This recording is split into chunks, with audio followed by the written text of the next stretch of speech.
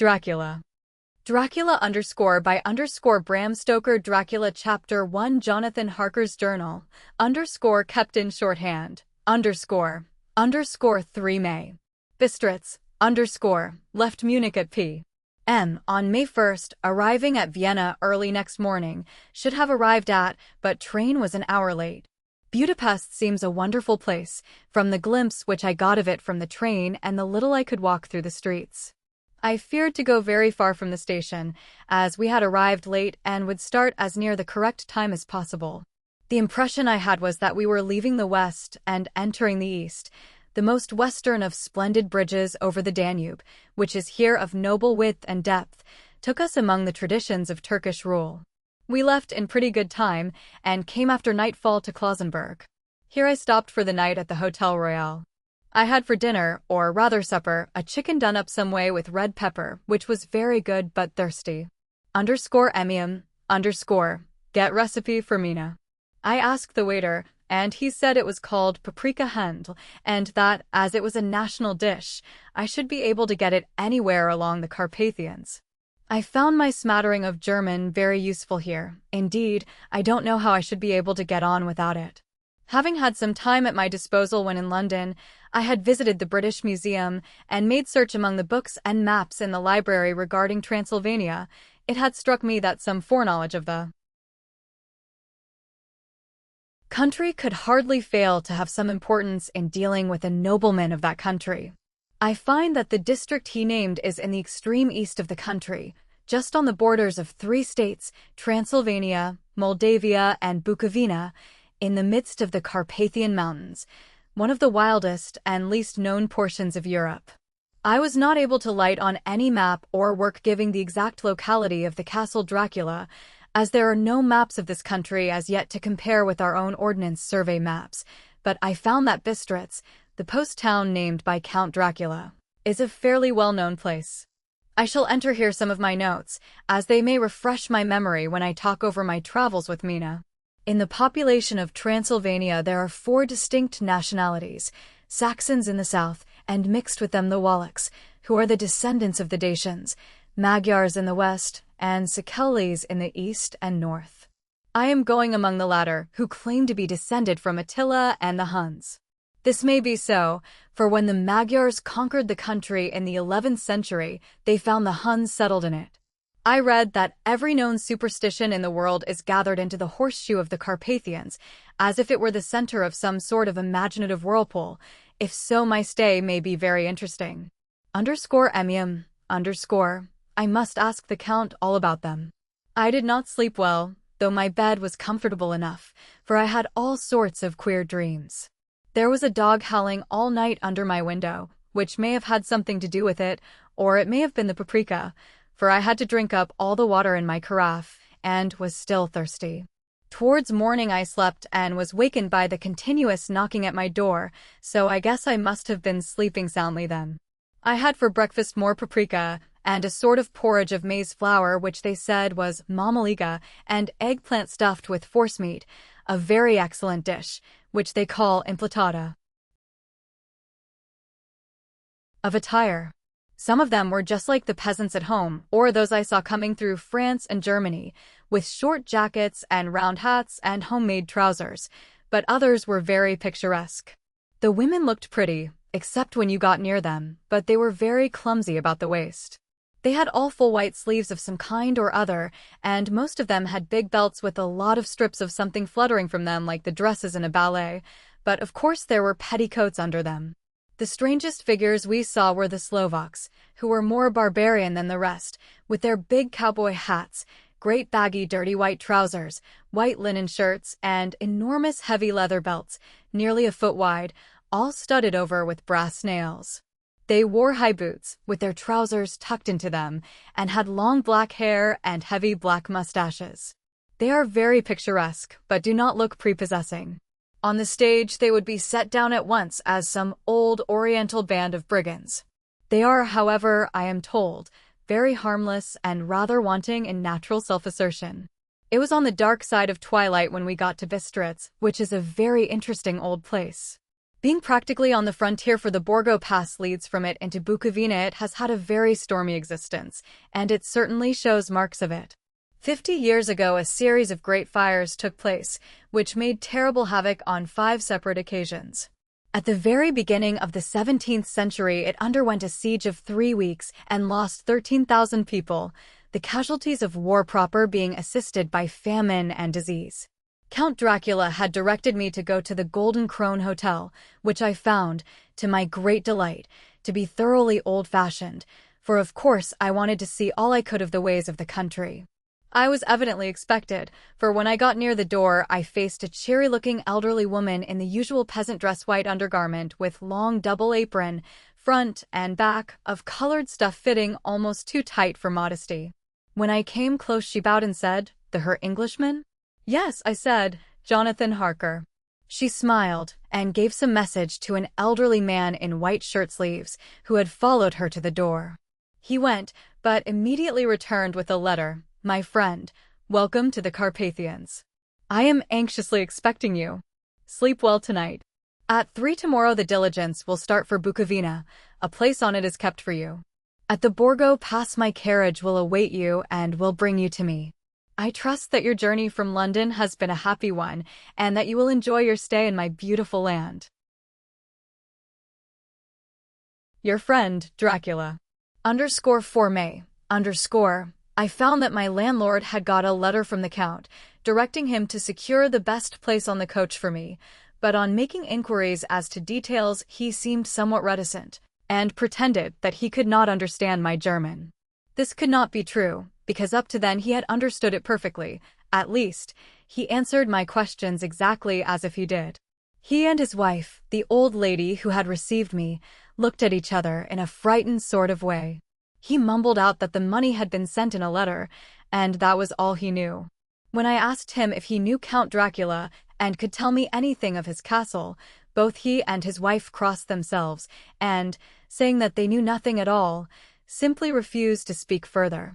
It was so near the time of starting that I had no time to ask anyone else, for it was all very mysterious and not by any means comforting.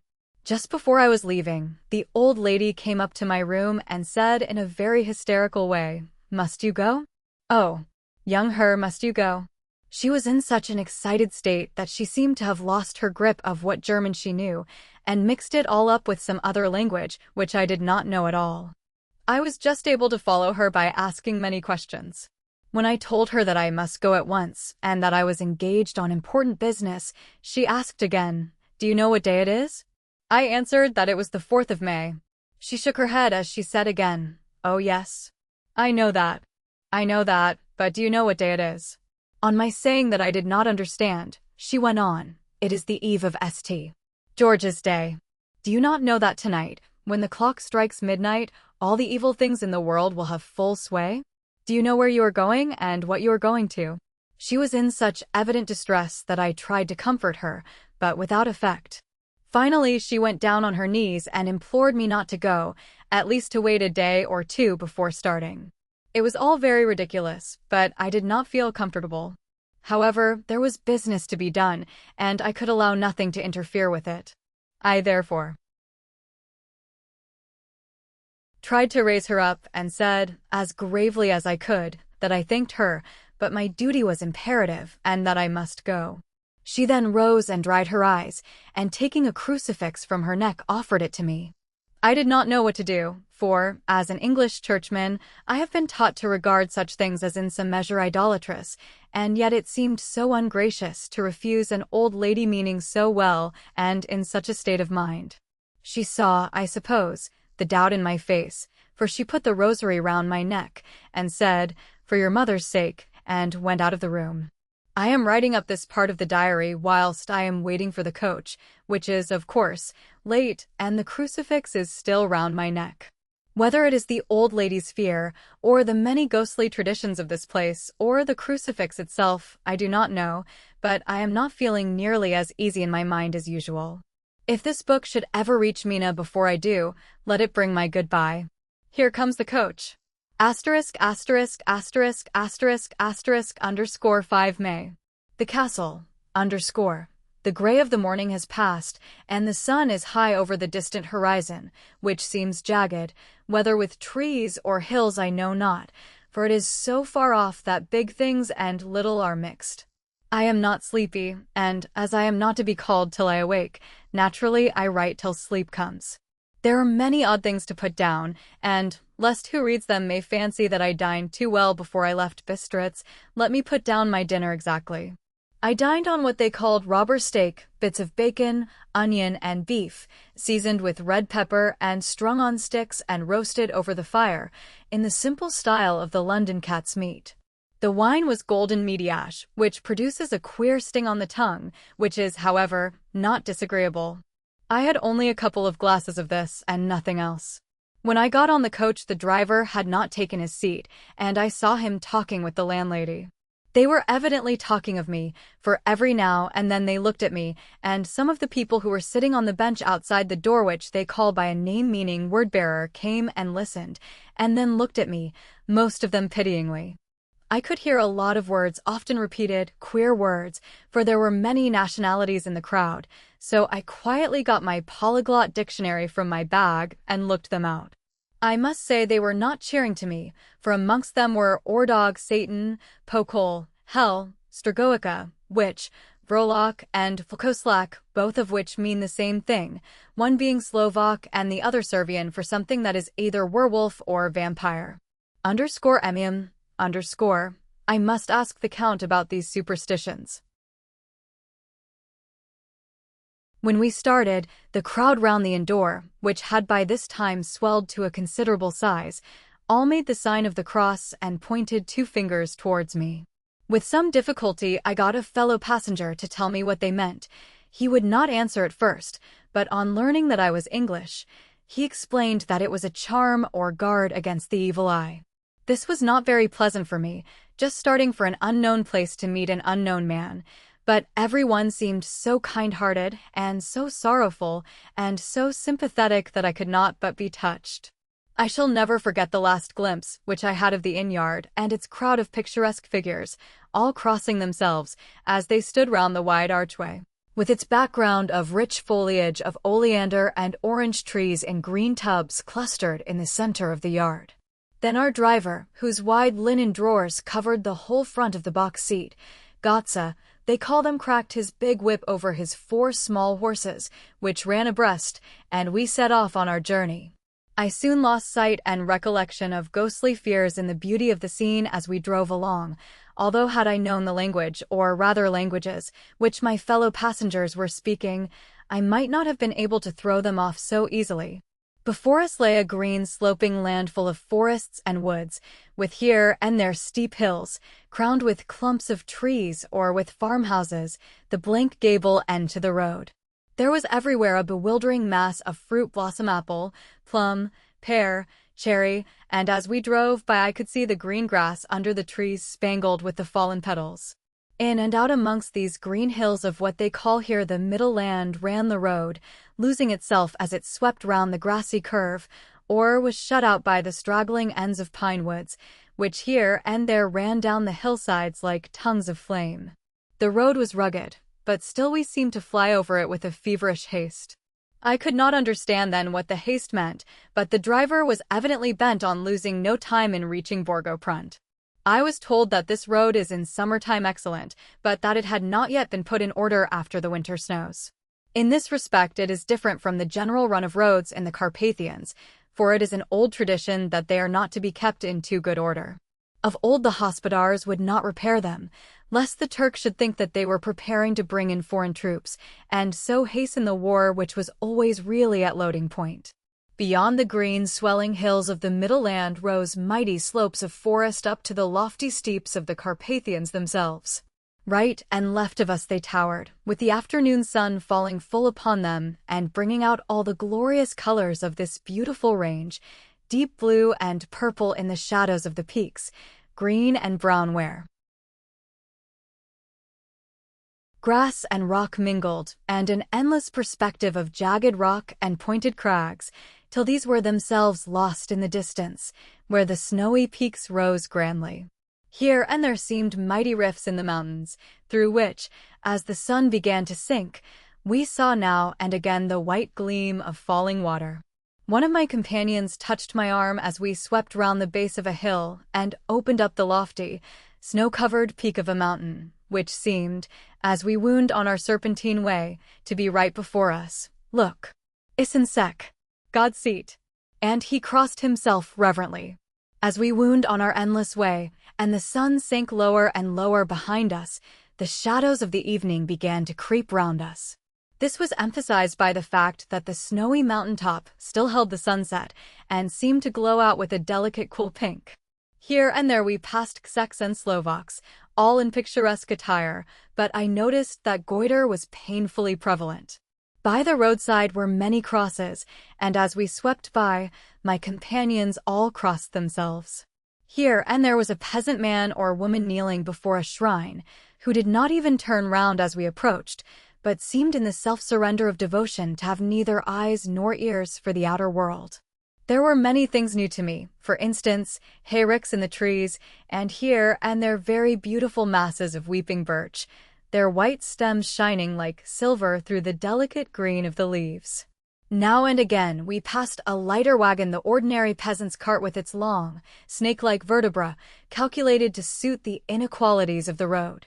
On this were sure to be seated quite a group of homecoming peasants, the Czechs with their white, and the Slovaks with their colored sheepskins, the latter carrying lance-fashion their long staves, with axe at end. As the evening fell it began to get very cold, and the growing twilight seemed to merge into one dark mistiness the gloom of the trees, oak, beech, and pine, though in the valleys which ran deep between the spurs of the hills, as we ascended through the pass, the dark firs stood out here and there against the background of late-lying snow.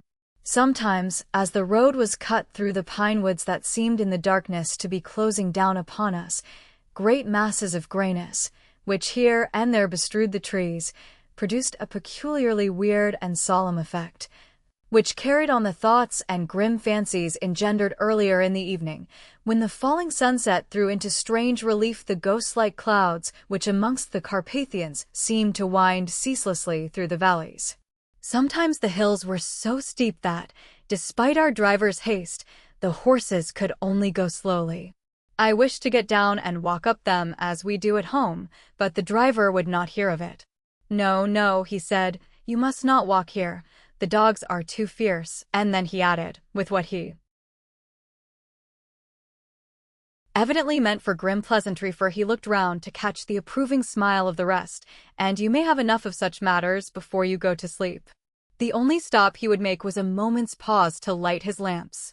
When it grew dark there seemed to be some excitement amongst the passengers, and they kept speaking to him, one after the other, as though urging him to further speed. He lashed the horses unmercifully with his long whip, and with wild cries of encouragement urged them on to further exertions. Then through the darkness I could see a sort of patch of gray light ahead of us, as though there were a cleft in the hills. The excitement of the passengers grew greater. The crazy coach rocked on its great leather springs and swayed like a boat tossed on a stormy sea. I had to hold on. The road grew more level, and we appeared to fly along. Then the mountains seemed to come nearer to us on each side and to frown down upon us. We were entering on the Borgo Pass. One by one several of the passengers offered me gifts, which they pressed upon me with an earnestness which would take no denial. These were certainly of an odd and varied kind, but each was given in simple good faith, with a kindly word and a blessing. And that strange mixture of fear-meaning movements, which I had seen outside the hotel at Bistritz, the sign of the cross, and the guard against the evil eye. Then, as we flew along, the driver leaned forward, and on each side the passengers, craning over the edge of the coach, peered eagerly into the darkness. It was evident that something very exciting was either happening or expected, but though I asked each passenger, no one would give me the slightest explanation. This state of excitement kept on for some little time, and at last we saw before us the pass opening out on the eastern side. There were dark, rolling clouds overhead, and in the air the heavy, oppressive sense of thunder. It seemed as though the mountain range had separated two atmospheres, and that now we had got into the thunderous one. I was now myself looking out for the conveyance, which was to take me to the Count. Each moment I expected to see the glare of lamps through the blackness, but all was dark. The only light was the flickering rays of our own lamps, in which the steam from our hard-driven horses rose in a white cloud. We could see now the sandy road lying white before us, but there was on it no sign of a vehicle. The passengers drew back with a sigh of gladness, which seemed to mock my own disappointment. I was already thinking what I had best do, when the driver, looking at his watch, said to the others something which I could hardly hear. It was spoken so quietly and in so low a tone, I thought it was an hour less than the time. Then turning to me, he said in German worse than my own, "There is no carriage here. The Herr is not expected after all. He will now come on to Bukovina and return tomorrow or the next day, better the next day." Whilst he was speaking, the horses began to neigh and snort and plunge wildly, so that the driver had to hold them up. Then, amongst a chorus of screams from the peasants and a universal crossing of themselves, a caleche, with 4 horses, drove up behind us, overtook us, and drew up beside the coach. I could see from the flash of our lamps, as the rays fell on them, that the horses were coal-black and splendid animals. They were driven by a tall man, with a long brown beard and a great black hat, which seemed to hide his face from us. I could only see the gleam of a pair of very bright eyes, which seemed red in the lamplight as he turned to us. He said to the driver, "You are early tonight, my friend." The man stammered in reply. The English Herr was in a hurry, to which the stranger replied, "That is why, I suppose, you wished him to go on to Bukovina. You cannot deceive me, my friend. I know too much, and my horses are swift." As he spoke he smiled, and the lamplight fell on a hard-looking mouth, with very red lips and sharp-looking teeth, as white as ivory. One of my companions whispered to another the line from Burger's Lenore, Den die Tod 10 reiten schnell, for the dead travel fast. The strange driver evidently heard the words, for he looked up with a gleaming smile. The passenger turned his face away, at the same time putting out his 2 fingers and crossing himself. "Give me the Herr's luggage," said the driver, and with exceeding alacrity my bags were handed out and put in the caleche. Then I descended from the side of the coach, as the caleche was close alongside, the driver helping me with a hand which caught my arm in a grip of steel. His strength must have been prodigious. Without a word he shook his reins, the horses turned, and we swept into the darkness of the pass. As I looked back I saw the steam from the horses of the coach by the light of the lamps, and projected against it the figures of my late companions crossing themselves. Then the driver cracked his whip and called to his horses, and off they swept on their way to Bukovina. As they sank into the darkness I felt a strange chill, and a lonely feeling came over me, but a cloak was thrown over my shoulders, and a rug across my knees, and the driver said in excellent German, "The night is chill, mein Herr, and my master the Count bade me take all care of you. There is a flask of Slivovitz, the plum brandy of the country, underneath the seat if you should require it." I did not take any, but it was a comfort to know it was there all the same. I felt a little strangely and not a little frightened. I think had there been any alternative I should have taken it, instead of prosecuting that unknown night journey. The carriage went at a hard pace straight along, then we made a complete turn and went along another straight road. It seemed to me that we were simply going over and over the same ground again, and so I took note of some salient point, and found that this was so. I would have liked to have asked the driver what this all meant, but I really feared to do so, for I thought that, placed as I was, any protest would have had no effect in case there had been an intention to delay. By and by, however, as I was curious to know how time was passing, I struck a match, and, by its flame looked at my watch. It was within a few minutes of midnight. This gave me a sort of shock, for I suppose the general superstition about midnight was increased by my recent experiences. I waited with a sick feeling of suspense. Then a dog began to howl somewhere in a farmhouse far down the road, a long, agonized wailing, as if from fear. The sound was taken up by another dog, and then another and another, till, borne on the wind which now sighed softly through the pass, a wild howling began, which seemed to come from all over the country. as far as the imagination could grasp it through the gloom of the night. At the first hell, the horses began to strain and rear, but the driver spoke to them soothingly, and they quieted down, but shivered and sweated as though after a runaway from sudden fright. Then, far off in the distance, from the mountains on each side of us began a louder and a sharper howling, that of wolves, which affected both the horses and myself in the same way, for I was minded to jump from the caleche and run, whilst they reared again and plunged madly, so that the driver had to use all his great strength to keep them from bolting. In a few minutes, however, my own ears got accustomed to the sound, and the horses so far became quiet that the driver was able to descend and to stand before them. He petted and soothed them, and whispered something in their ears, as I have heard of horse-tamers doing, and with extraordinary effect, for under his caresses they became quite manageable again, though they still trembled. The driver again took his seat, and shaking his reins, started off at a great pace. This time, after going to the far side of the pass, he suddenly turned down a narrow roadway which ran sharply to the right. Soon we were hemmed in with trees, which in places arched right over the roadway till we passed as through a tunnel, and again great frowning rocks guarded us boldly on either side. Though we were in shelter, we could hear the rising wind, for it moaned and whistled through the rocks, and the branches of the trees crashed together as we swept along. It grew colder and colder still, and fine, powdery snow began to fall, so that soon we and all around us were covered with a white blanket. The keen wind still carried the howling of the dogs, though this grew fainter as we went on our way. The baying of the wolves sounded nearer and nearer, as though they were closing round on us from every side. I grew dreadfully afraid, and the horses shared my fear. The driver, however, was not in the least disturbed. He kept turning his head to left and right, but I could not see anything through the darkness. Suddenly, away on our left, I saw a faint flickering blue flame. The driver saw it at the same moment. He at once checked the horses and, jumping to the ground, disappeared into the darkness. I did not know what to do, the less as the howling of the wolves grew closer, but while I wondered, the driver suddenly appeared again, and without a word took his seat, and we resumed our journey. I think I must have fallen asleep and kept dreaming of the incident, for it seemed to be repeated endlessly, and now looking back, it is like a sort of awful nightmare. Once the flame appeared so near the road that even in the darkness around us I could watch the driver's motions.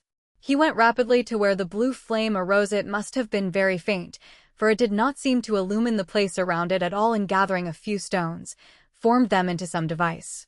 Once there appeared a strange optical effect. When he stood between me and the flame, he did not obstruct it, for I could see its ghostly flicker all the same.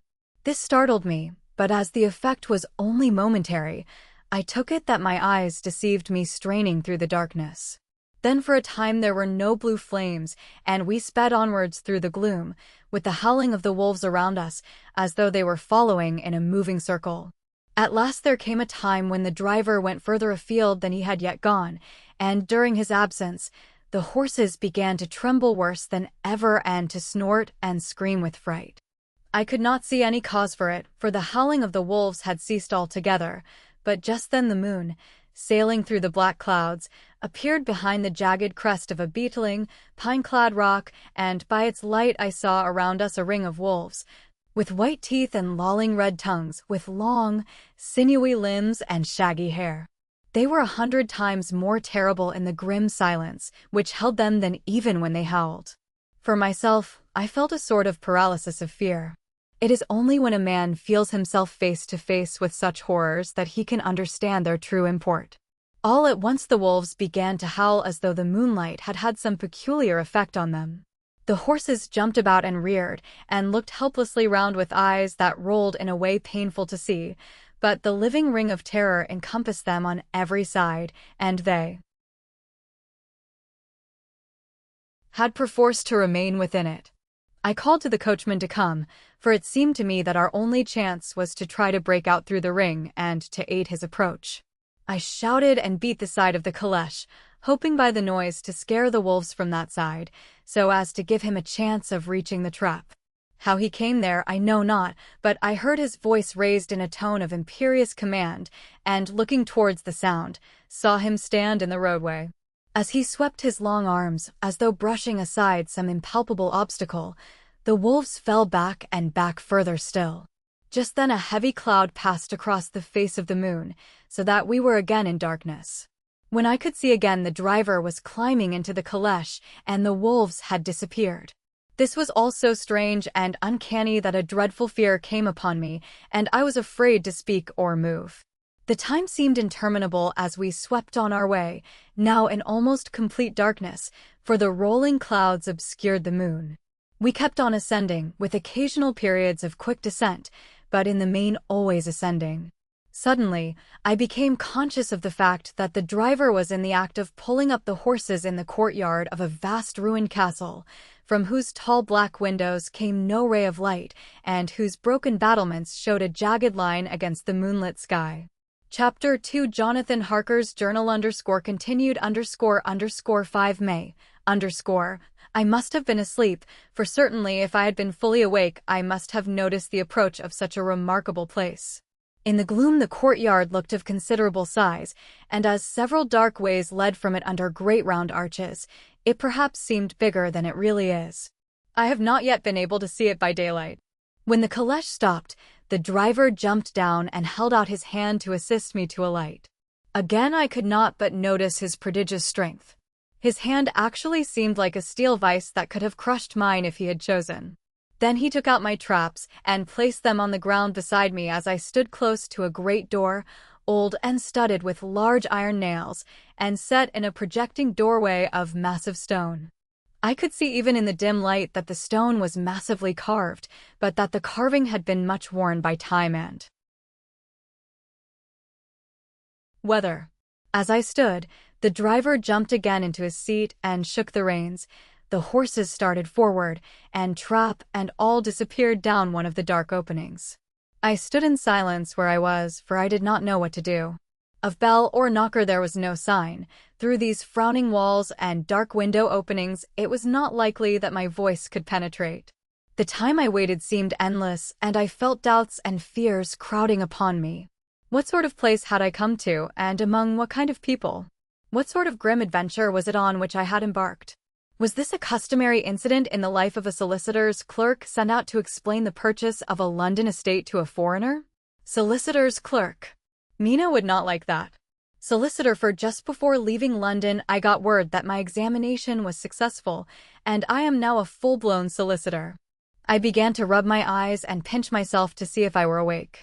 It all seemed like a horrible nightmare to me, and I expected that I should suddenly awake and find myself at home, with the dawn struggling in through the windows, as I had now and again felt in the morning after a day of overwork.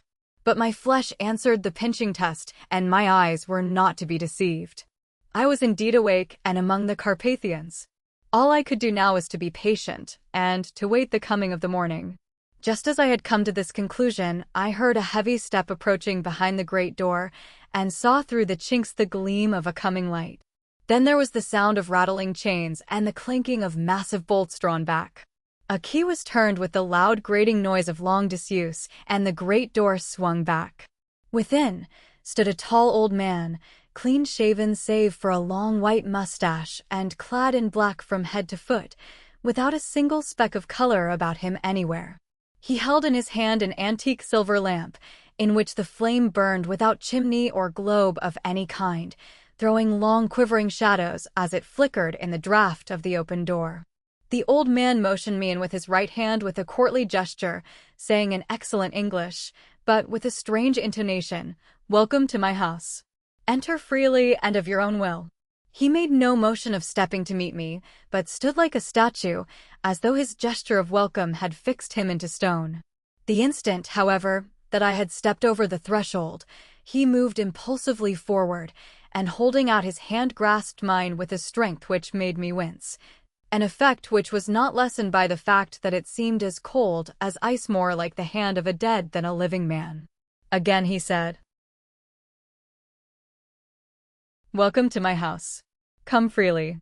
Go safely, and leave something of the happiness you bring." The strength of the handshake was so much akin to that which I had noticed in the driver, whose face I had not seen, that for a moment I doubted if it were not the same person to whom I was speaking. So to make sure, I said interrogatively, "Count Dracula?" He bowed in a courtly way as he replied, "I am Dracula, and I bid you welcome, Mr. Harker, to my house. Come in, the night air is chill, and you must need to eat and rest." As he was speaking, he put the lamp on a bracket on the wall, and, stepping out, took my luggage. He had carried it in before I could forestall him. I protested, but he insisted, "Nay, sir, you are my guest. It is late, and my people are not available.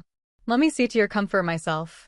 He insisted on carrying my traps along the passage, and then up a great winding stair, and along another great passage, on whose stone floor our steps rang heavily. At the end of this he threw open a heavy door, and I rejoiced to see within a well-lit room in which a table was spread for supper, and on whose mighty hearth a great fire of logs, freshly replenished, flamed and flared. The Count halted, putting down my bags, closed the door, and crossing the room, opened another door, which led into a small octagonal room lit by a single lamp, and seemingly without a window of any sort. Passing through this, he opened another door and motioned me to enter. It was a welcome sight, for here was a great bedroom well lighted and warmed with another log fire, also added to but lately, for the top logs were fresh, which sent a hollow roar up the wide chimney. The Count himself left my luggage inside and withdrew, saying, before he closed the door, "You will need, after your journey, to refresh yourself by making your toilet. I trust you will find all you wish. When you are ready, come into the other room, where you will find your supper prepared." The light and warmth and the Count's courteous welcome seemed to have dissipated all my doubts and fears. Having then reached my normal state, I discovered that I was half famished with hunger, so making a hasty toilet, I went into the other room. I found supper already laid out. My host, who stood on one side of the great fireplace, leaning against the stonework, made a graceful wave of his hand to the table and said, "I pray you, be seated and sup how you please. You will, I trust, excuse me that I do not join you, but I have dined already, and I do not sup." I handed to him the sealed letter which Mr. Hawkins had entrusted to me. He opened it and read it gravely. Then, with a charming smile, he handed it to me to read. One passage of it, at least, gave me a thrill of pleasure.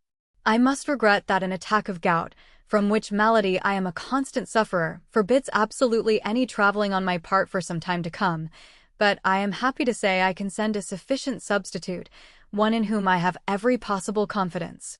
He is a young man, full of energy and talent in his own way, and of a very faithful disposition. He is discreet and silent, and has grown into manhood in my service. He shall be ready to attend on you when you will during his stay, and shall take your instructions in all matters."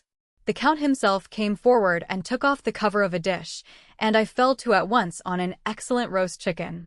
This, with some cheese and a salad and a bottle of old Tokay, of which I had 2 glasses, was my supper. During the time I was eating it, the Count asked me many questions as to my journey, and I told him by degrees all I had experienced. By this time I had finished my supper, and by my host's desire had drawn up a chair by the fire and begun to smoke a cigar which he offered me, at the same time excusing himself that he did not smoke. I had now an opportunity of observing him, and found him of a very marked physiognomy. His face was a very strong aquiline, with high bridge of the thin nose and peculiarly arched nostrils, with lofty domed forehead, and hair growing scantily round the temples, but profusely elsewhere.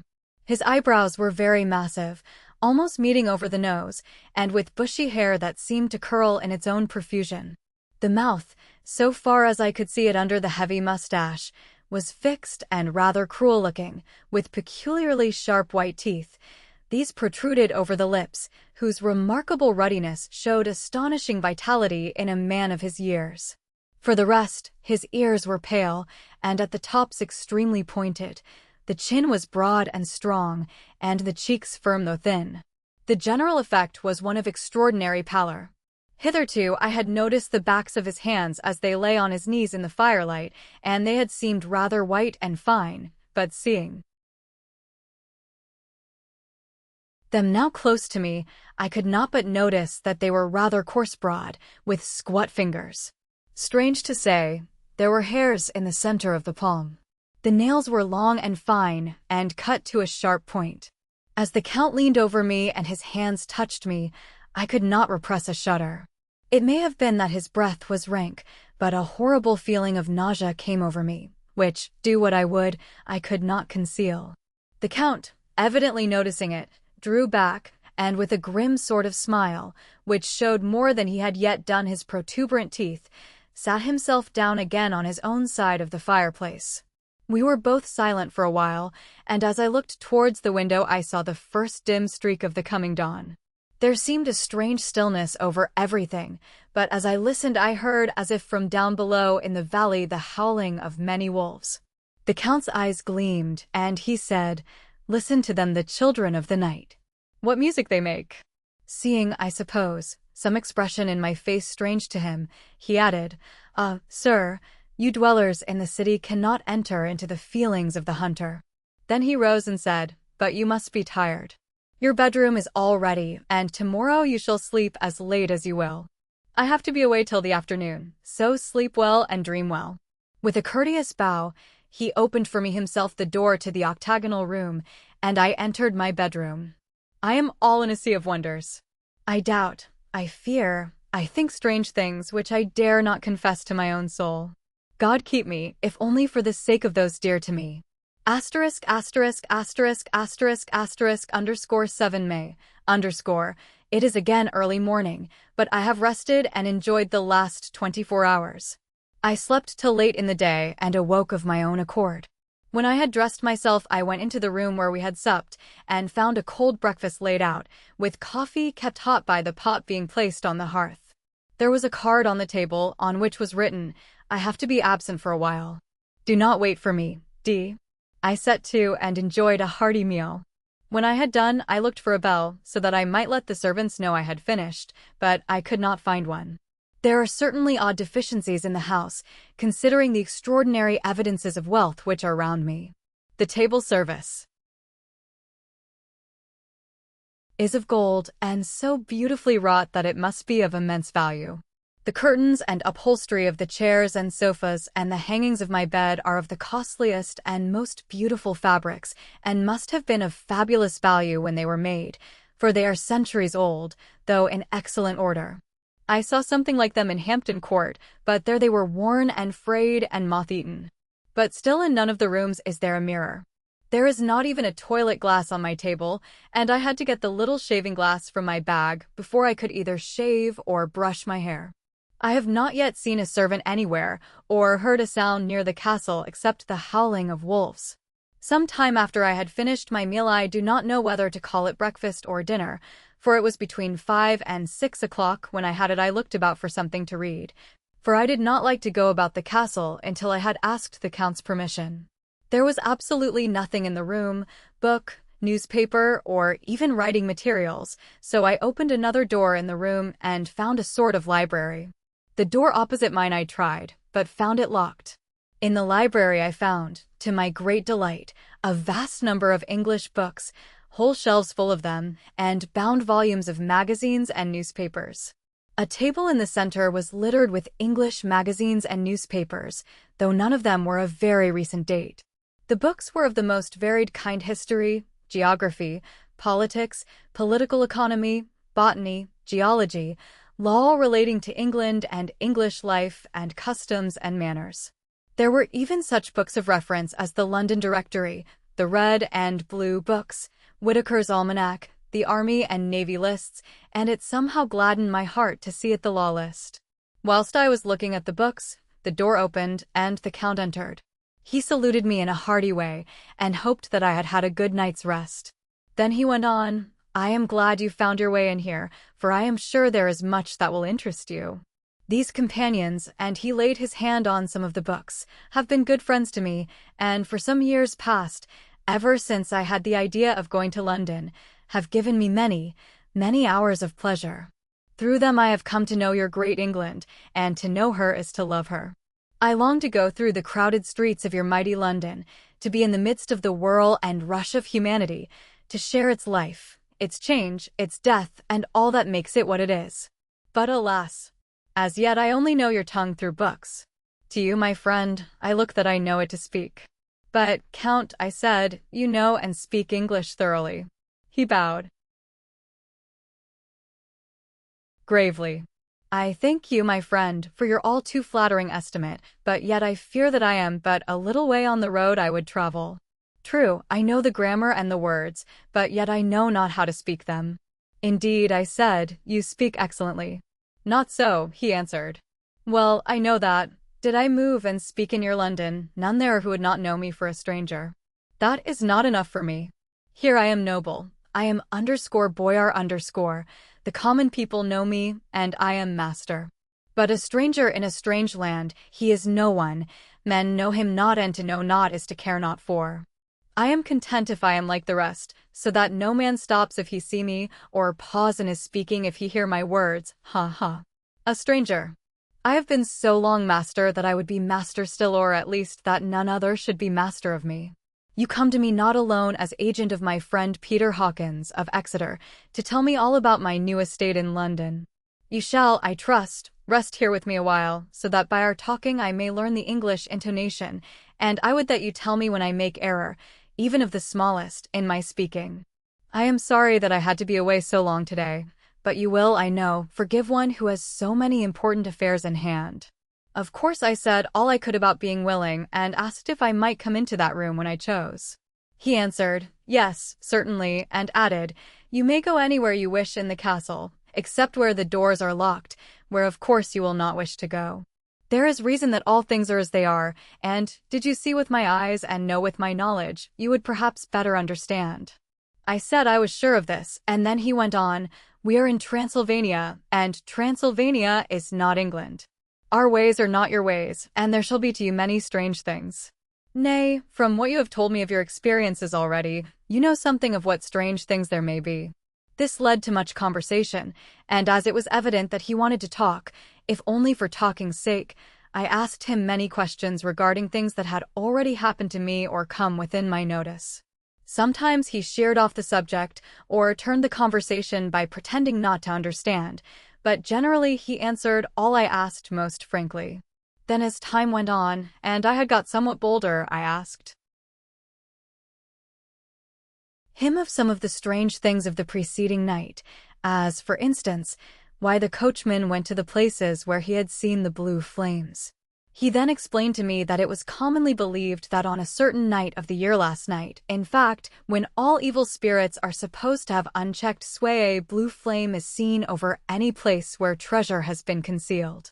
That treasure has been hidden, he went on, in the region through which you came last night, there can be but little doubt, for it was the ground fought over for centuries by the Wallachian, the Saxon, and the Turk. Why, there is hardly a foot of soil in all this region that has not been enriched by the blood of men, patriots, or invaders. In old days there were stirring times, when the Austrian and the Hungarian came up in hordes, and the patriots went out to meet them, men and women, the aged and the children too, and waited their coming on the rocks above the passes, that they might sweep destruction on them with their artificial avalanches. When the invader was triumphant he found but little, for whatever there was had been sheltered in the friendly soil. But how, said I, can it have remained so long undiscovered, when there is a sure index to it if men will but take the trouble to look? The Count smiled, and as his lips ran back over his gums, the long, sharp, canine teeth showed out strangely. He answered, because your peasant is at heart a coward and a fool. Those flames only appear on one night, and on that night no man of this land will, if he can help it, stir without his doors. And, dear sir, even if he did he would not know what to do. Why, even the peasant that you tell me of who marked the place of the flame would not know where to look in daylight even for his own work. Even you would not, I dare be sworn, be able to find these places again. There you are right, I said. I know no more than the dead where even to look for them. Then we drifted into other matters. Come, he said at last, tell me of London and of the house which you have procured for me. With an apology for my remissness, I went into my own room to get the papers from my bag. Whilst I was placing them in order, I heard a rattling of china and silver in the next room, and as I passed through, noticed that the table had been cleared and the lamp lit, for it was by this time deep into the dark. The lamps were also lit in the study or library, and I found the Count lying on the sofa, reading, of all things in the world, an English Bradshaw's Guide. When I came in, he cleared the books and papers from the table, and with him I went into plans and deeds and figures of all sorts. He was interested in everything and asked me a myriad questions about the place and its surroundings. He clearly had studied beforehand all he could get on the subject of the neighborhood, for he evidently at the end knew very much more than I did. When I remarked this, he answered, "Well, but, my friend, is it not needful that I should? When I go there I shall be all alone, and my friend Harker Jonathan, nay, pardon me, I fall into my country's habit of putting your patronymic first. My friend Jonathan Harker will not be by my side to correct and aid me. He will be in Exeter, miles away, probably working at papers of the law with my other friend, Peter Hawkins." So, we went thoroughly into the business of the purchase of the estate at Purfleet. When I had told him the facts and got his signature to the necessary papers, and had written a letter with them ready to post to Mr. Hawkins, he began to ask me how I had come across so suitable a place. I read to him the notes which I had made at the time, and which I inscribe here. At Purfleet, on a by-road, I came across just such a place as seemed to be required, and where was displayed a dilapidated notice that the place was for sale. It is surrounded by a high wall of ancient structure, built of heavy stones, and has not been repaired for a large number of years. The closed gates are of heavy old oak and iron, all eaten with rust. The estate is called Carfax, no doubt a corruption of the old _Cotterface_, as the house is four-sided, agreeing with the cardinal points of the compass. It contains in all some 20 acres, quite surrounded by the solid stone wall above mentioned. There are many trees on it, which make it in places gloomy, and there is a deep, dark-looking pond or small lake, evidently fed by some springs, as the water is clear and flows away in a fair-sized stream. The house is very large and of all periods back, I should say, to medieval times, for one part is of stone immensely thick, with only a few windows high up and heavily barred with iron. It looks like part of a keep and is close to an old chapel or church. I could not enter it, as I had not the key of the door leading to it from the house, but I have taken with my Kodak views of it from various points. The house has been added to, but in a very straggling way, and I can only guess at the amount of ground it covers, which must be very great. There are but few houses close at hand, one being a very large house only recently added to and formed into a private lunatic asylum. It is not, however, visible from the grounds. When I had finished, he said, "I am glad that it is old and big. I myself am of an old family, and to live in a new house would kill me. A house cannot be made habitable in a day, and, after all, how few days go to make up a century. I rejoice also that there is a chapel of old times. We Transylvanian nobles love not to think that our bones may lie amongst the common dead. I seek not gaiety nor mirth, not the bright voluptuousness of much sunshine and sparkling waters which please the young and gay. I am no longer young, and my heart, through weary years of mourning over the dead, is not attuned to mirth. Moreover, the walls of my castle are broken, the shadows are many, and the wind breathes cold through the broken battlements and casements. I love the shade and the shadow, and would be alone with my thoughts when I may." Somehow his words and his look did not seem to accord, or else it was that his cast of face made his smile look malignant and saturnine. Presently, with an excuse, he left me, asking me to put all my papers together. He was some little time away, and I began to look at some of the books around me. One was an atlas, which I found open naturally at England, as if that map had been much used. On looking at it I found in certain places little rings marked, and on examining these I noticed that one was near London on the east side, manifestly where his new estate was situated. The other two were Exeter and Whitby on the Yorkshire coast. It was the better part of an hour when the Count returned. "Aha," he said, "still at your books? Good. But you must not work always. Come, I am informed that your supper is ready.